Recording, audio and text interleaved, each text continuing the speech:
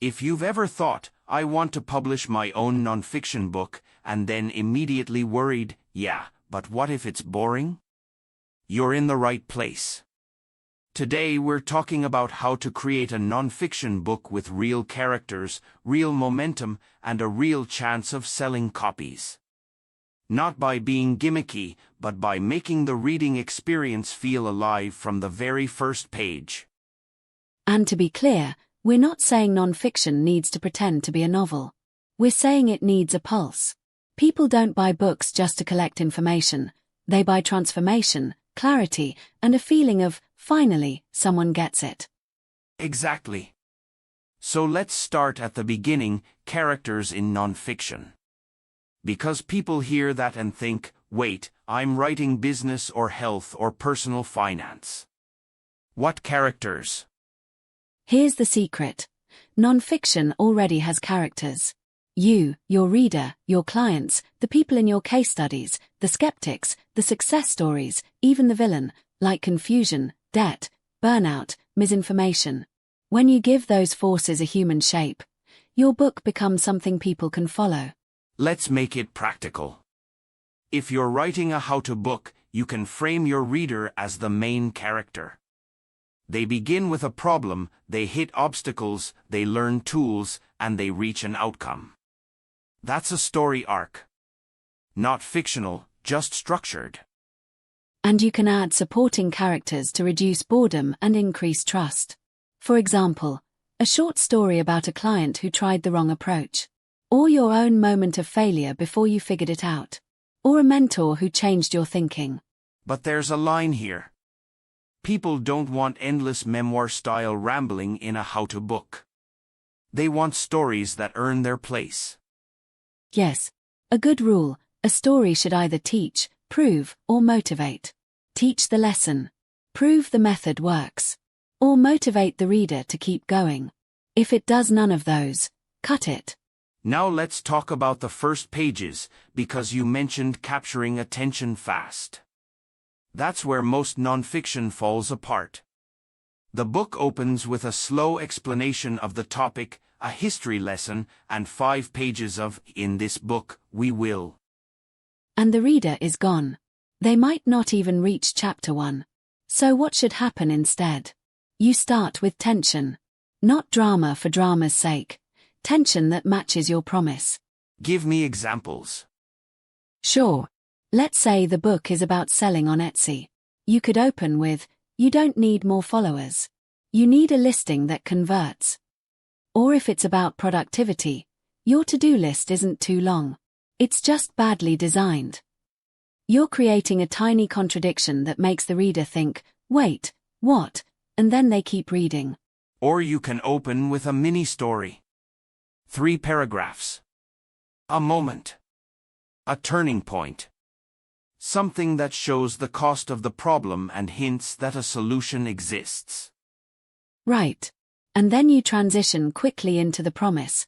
What the reader will be able to do by the end. The key is, don't just say what's inside the book, say what changes in the reader's life. Let's shift to structure, because making a book not boring is often less about writing fancy sentences and more about designing a smooth experience. Absolutely. A powerful nonfiction structure is problem, truth, method, practice. You name the problem. You reveal a truth people missed. You provide a method step by step. Then you make it usable with exercises, checklists, or examples. And pacing matters. If every chapter is the same length and tone, it gets flat. You want some chapters that are quick wins, some that go deeper, and some that feel like a reset. Also, vary the texture of the pages. One big wall of text after another is exhausting.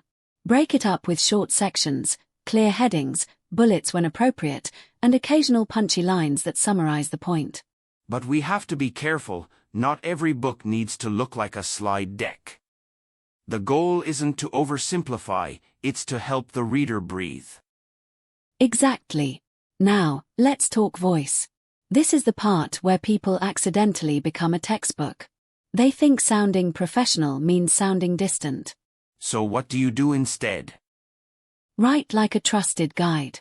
Imagine you're explaining this to one person who's smart but overwhelmed. Use contractions. Use direct questions. Use real-world metaphors. And don't be afraid to say, here's where people mess this up, because that's what readers are thinking. And this matters for sales too, because books that get recommended are the ones people feel. The ones where they highlight lines and text screenshots to friends. Yes, and the best marketing starts inside the book. If the reader gets results quickly, they talk about it. So build in early wins. Don't wait until chapter 7 to give them something powerful. Let's turn to the other half of your topic, selling copies. Because writing a great book is necessary, but it's not sufficient. Right. And we should say the quiet part out loud. Most books don't sell well because people treat publishing like a finish line, not a launch.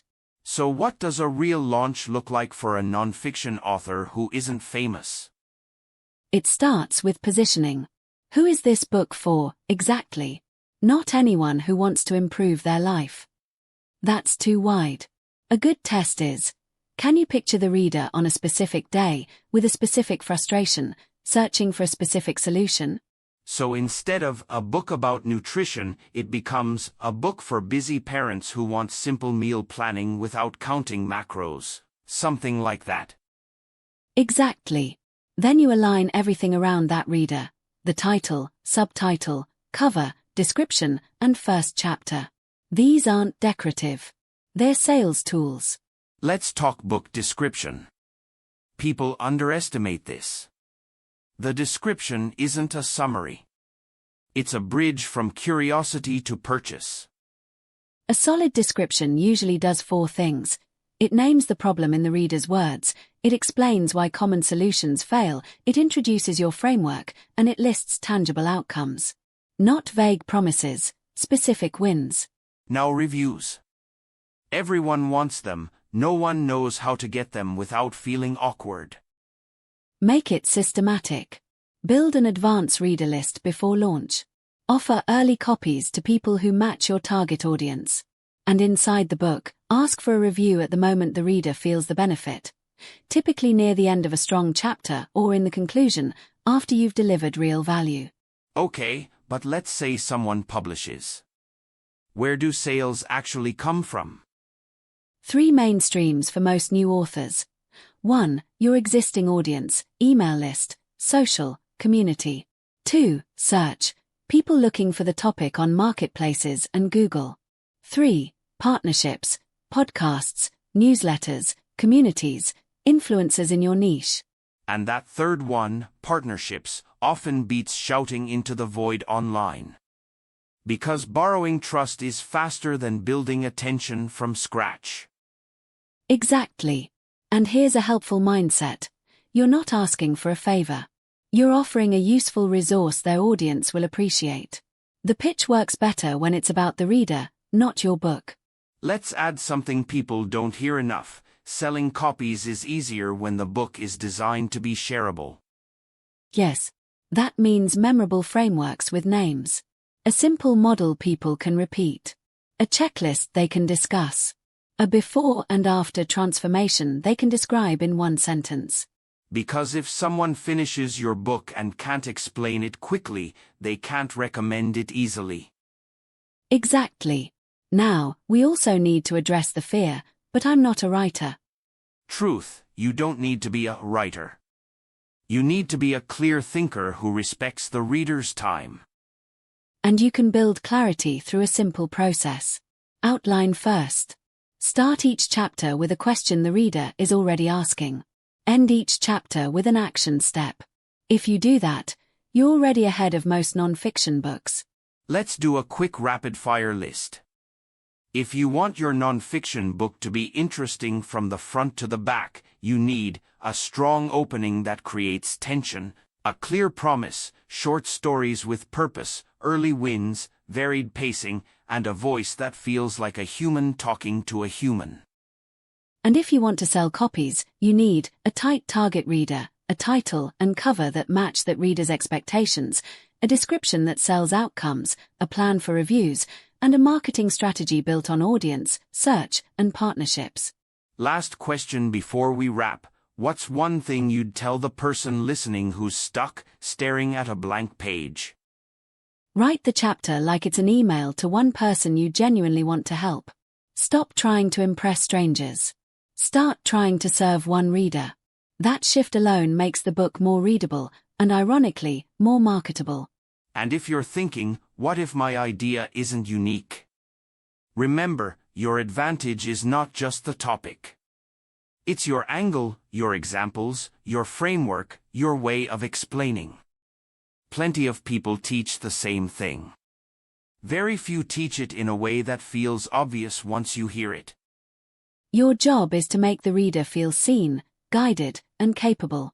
If you do that, the pages turn themselves, and the sales become a lot less mysterious. That's the episode. If you're planning your nonfiction book right now, start with one decision: who is the main character, the reader you're writing for? Once you know that, everything else gets easier.